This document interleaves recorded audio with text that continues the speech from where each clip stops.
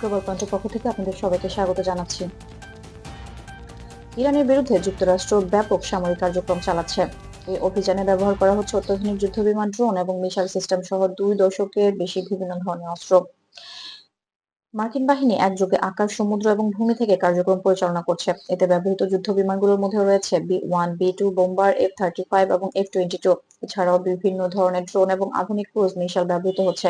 এই কর্মকাণ্ডের ফলে মধ্যপ্রাচ্যের অঞ্চলে জটিল পরিস্থিতি তৈরি হয়েছে এবং স্থানীয় কর্মকর্তারা সতর্কতা বৃদ্ধি করেছেন।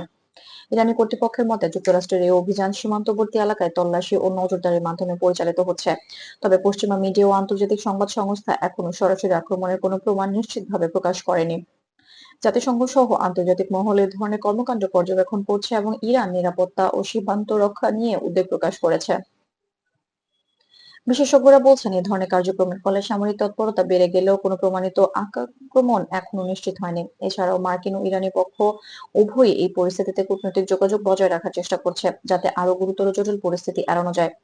সংক্ষেপে বলা যায়, ইরানের আকাশ, সমুদ্র ও ভূমি থেকে পরিচালিত অভিযানে যুক্তরাষ্ট্র বিভিন্ন অত্যাধুনিক সামরিক প্রযুক্তি ব্যবহার করছে।